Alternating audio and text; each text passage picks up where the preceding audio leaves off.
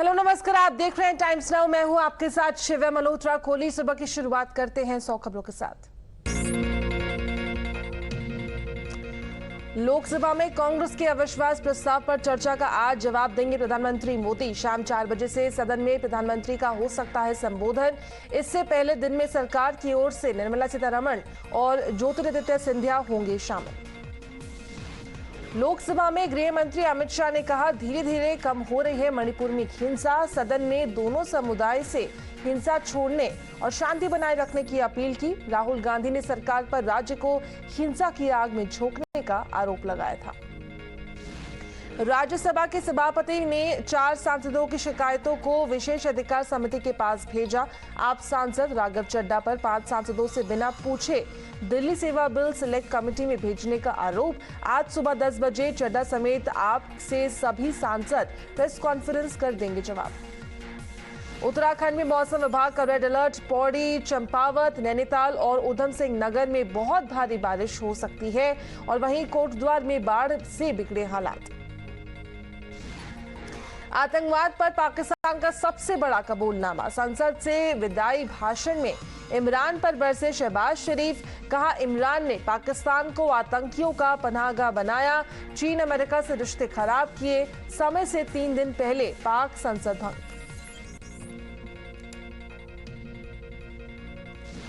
आज संसद में अविश्वास प्रस्ताव पर बोलेंगे प्रधानमंत्री मोदी। मणिपुर को लेकर 4 बजे तमाम सवालों का देंगे जवाब। आज वित्त मंत्री निर्मला सीतारमण और उड्डयन मंत्री ज्योतिरादित्य सिंधिया संसद में देंगे विपक्ष का जवाब। तेलंगाना के पूर्व अध्यक्ष बांदी संजय का नाम भी प्रस्तावित।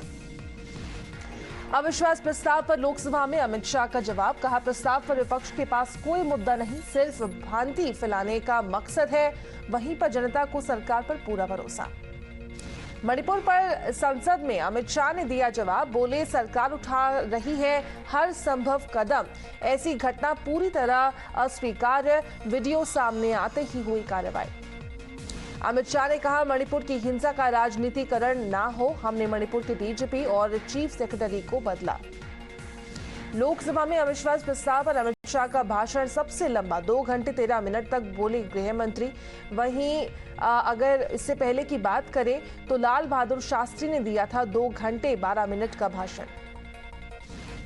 लोकसभा स्पीकर ओम बिरला ने सदन में रखा मणिपुर में शांति की अपील का प्रस्ताव। सदस्यों ने हाथ उठाकर दिया समर्थन। अमित शाह के जवाब पर बोले कांग्रेस नेता अधीर रंजन चौधरी। कहा, असल मुद्दे को छिपाने की कोशिश कर रहे हैं। अमित शाह ने सरकार की तमाम योजनाओं पर बात की।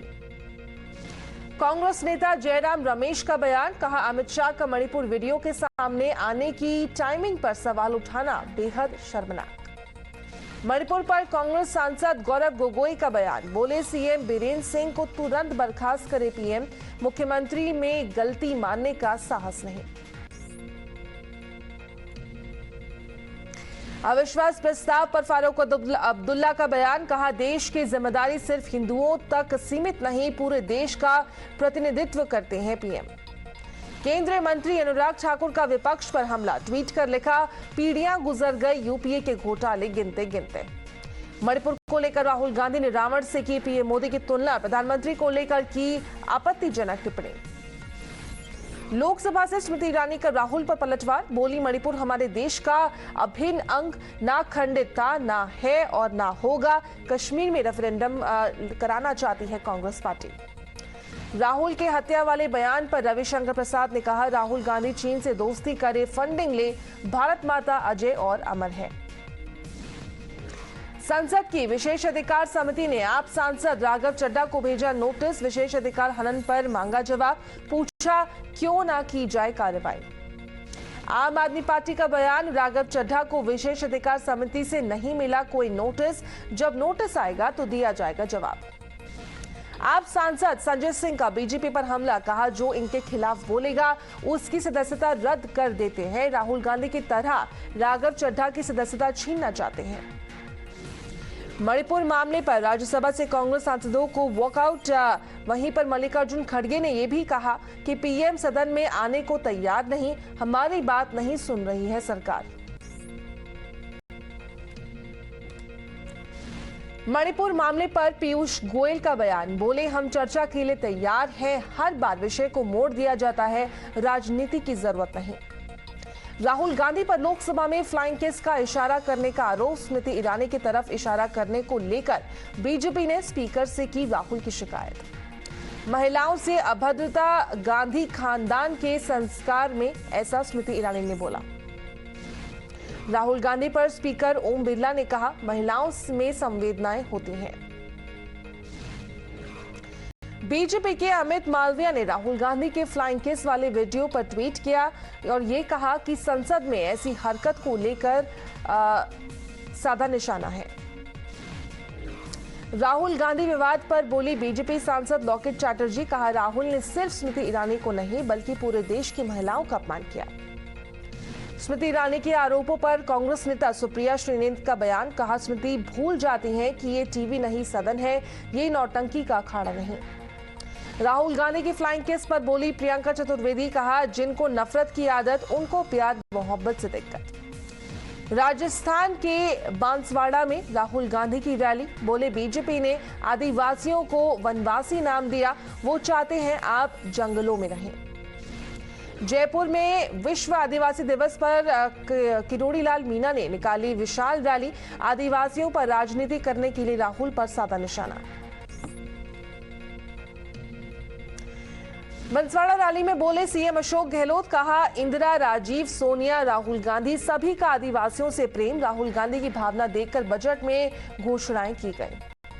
जनसभा में सचिन पायलट का बयान, बोले राहुल जी का भाषण संसद में नहीं दिखाया, ये काम सरकार कर रही है, इसको रोकने का काम हम कर रहे हैं। बीजेपी सांसद सुमेर सिंह सोलंकी का राहुल गांधी पर हमला, कहा 70 सालों में कांग्रेस ने सिर्फ आदिवासियों का शोषण किया, बीजेपी सरकार ने आदिवासी समाज को दिए अधिकार। राजस्थान सरकार का ओबीसी वर्ग को तोहफा और वहीं अति पिछड़ी जातियों के लिए 21% आरक्षण के साथ 6% का अतिरिक्त रिजर्वेशन, अति पिछड़ी जातियों की पहचान के लिए होगा एक सर्वे। विश्व आदिवासी दिवस पर बंगाल में कार्यक्रम का आयोजन, सीएम ममता बनर्जी ने प्रोग्राम में लिया हिस्सा। मायावती ने उठाया जातीय जनगणना का मुद्दा, कहा राष्ट्रीय स्तर पर भी हो जातीय जनगणना। मायावती की मांग पर बोले बीजेपी नेता सिद्धार्थनाथ सिंह, कहा अपनी सरकार में जातिगत जनगणना पर कुछ नहीं कहा। यूपी में लिफ्ट हादसों के चलते सीएम योगी से मिले जेवर विधायक धीरेन्द्र सिंह, लिफ्ट अधिनियम लागू करने की मांग की, मुख्यमंत्री ने दिया आश्वासन। कानपुर बिजली कंपनी केस्को में 1 करोड़ और 60 लाख के ऊपर घोटाले का खुलासा हुआ। पुलिस ने बताया पेमेंट गेटवे के URL में बदलाव कर करोड़ों की ठगी को दिया गया अंजाम। प्रशांत किशोर का सीएम नीतीश कुमार पर हमला, कहा अहंकारी हो चुके हैं नीतीश, बिहार के विकास को नहीं देते महत्व। जेडीयू अध्यक्ष ललन सिंह का बीजेपी पर हमला, कहा जब 2022 में आरजेडी जेडीयू का गठबंधन हुआ तो गृह मंत्री ने 3 महीना बिहार में कैंप किया। बिहार बीजेपी प्रदेश अध्यक्ष सम्राट चौधरी ने पार्टी संगठन में किया बदलाव, नए पदाधिकारियों को जगह दी और उनकी लिस्ट भी जारी करी। 12 उपाध्यक्ष, 5 महामंत्री, 2 प्रदेश मंत्री बनाए गए। सेंथिल बालाजी के भाई की संपत्ति पर ईडी का रेड, निर्माणाधीन इमारत पर छापेमारी की। दिल्ली के 263 सीनियर डॉक्टर्स का प्रमोशन किया गया, चीफ मेडिकल ऑफिसर पद पर नियुक्त को एलजी वीके सक्सेना ने मंजूरी दी। केरल का नाम बदलकर केरलम करने का प्रस्ताव विधानसभा में पास हुआ, सर्वसम्मति से पारित हुआ प्रस्ताव। तमिलनाडु के विरुधनगर में बीजेपी दफ्तर से हटाई गई भारत माता की मूर्ति, बिना इजाजत लगाई गई थी प्रतिमा, हाईकोर्ट और सरकार के निर्देशों का उल्लंघन।